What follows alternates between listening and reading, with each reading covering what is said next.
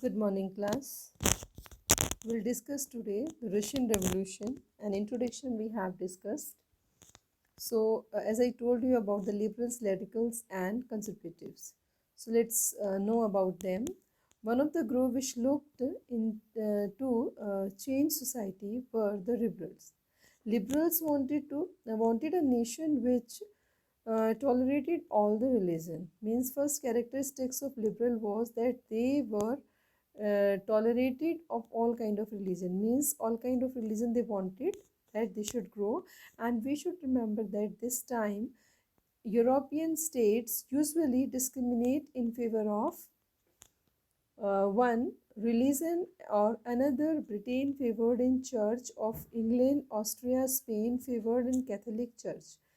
तो यहाँ पर दो रिलीजन की बात मेनली हम करेंगे. Christian was divide into two categories. First was Catholic and Protestant. तो कुछ लोग प्रोटेस्टेंट को मानते थे, कुछ कैथलिक्स को मानते थे. Liberal also oppose the uncontrol power dynastic rulers.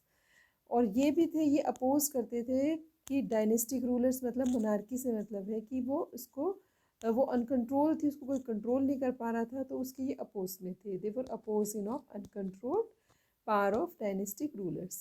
They wanted to safeguard the rights of individual against government, and they argued for a respect representatives elected uh, elected parliamentary government subjects to laws interpreted by a well-trained judiciary that was independent of rulers and officials.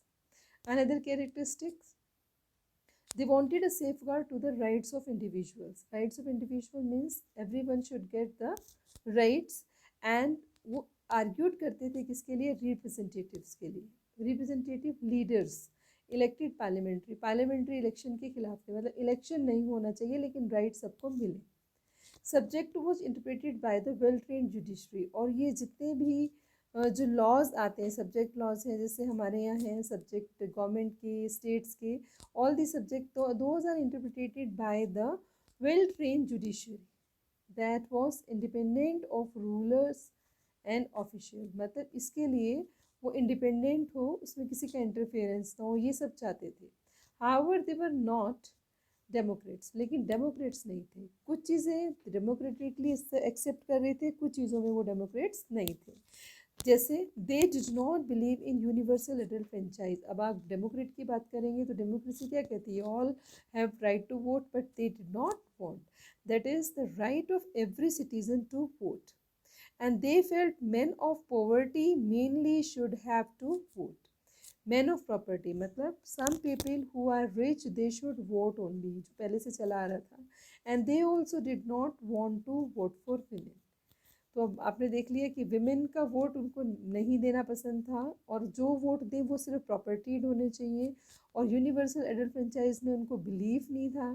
ठीक है, बस इतना था कि वो dynastic rule नहीं चाहते थे, ऑल रिलीजन के टॉलरेंस में थे. ठीक है, और मतलब पार्लियामेंट्री सिस्टम को नहीं चाहते थे. तो वो चीज़ें जो एक कॉमन मैन के हित में है वो चीज़ें इनको पसंद नहीं थी. ठीक है, वो चीज़ें पसंद थी जिनसे कि इनकी खुद की ग्रोथ बढ़े. तो second, in contrast of radical इनके बिल्कुल अपोज थे, कंट्रास्ट में अपोजिट थे. Wanted a nation which government was based on majority of the country's population. अब जो रेडिकल्स थे वो क्या चाहते थे कि majority of the country's population के हिसाब से गवर्नमेंट बने, जो डेमोक्रेटिक रूल है. Many supported women suffragette women. बहुत से ने तो विमेन सफ्रेजेट यानी राइट फॉर विमेन भी होना, वोट फॉर विमेन भी होना चाहिए, इनको भी सपोर्ट किया. अनलाइक द लिबरल, जबकि लिबरल्स को नहीं करते थे. They opposed the privilege of great land owners and wealthy factory owners. Means वो इस चीज़ को अपोज करते थे कि लैंड ऑनर्स जो हैं या फैक्ट्री ऑनर्स जो हैं, जो रिच पीपल हैं, उनके कोई प्रिविलेजेस नहीं होने चाहिए, उनको कोई ऐसे राइट्स ना मिले कि जो वो because of rich community, rich people they are enjoying. They were not against of existence of private property. उनका ये भी मतलब नहीं था कि प्राइवेट प्रॉपर्टी के खिलाफ नहीं थे, होनी चाहिए, सबके पास प्रॉपर्टी होनी चाहिए.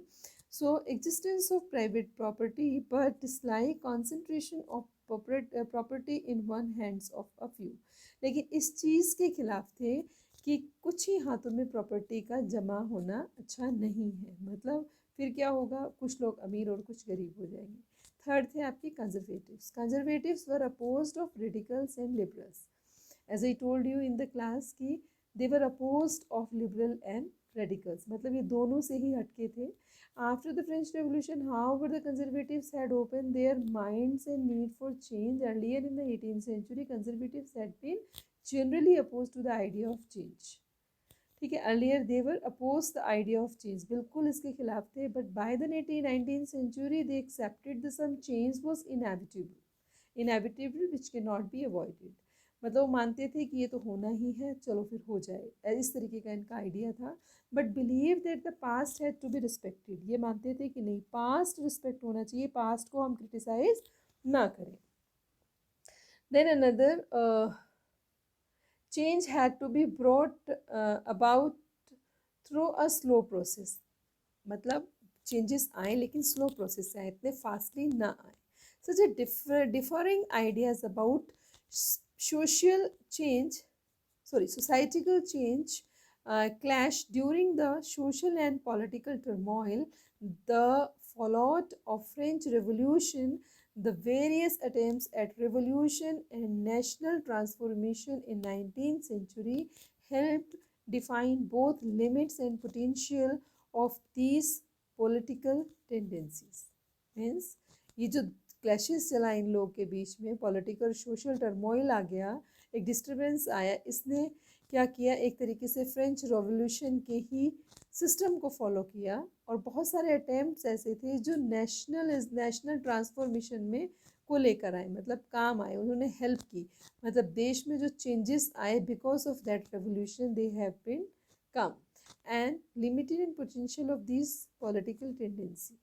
तो वो दोनों तरीके से थे, बोथ द लिमिट्स भी थी और पोटेंशियल भी था इन पॉलिटिकल टेंडेंसीज के लिए। So these three categories we have read. Till here we study and stop this video. So next we will discuss the industrial society and social change. Thank you. Have a nice day.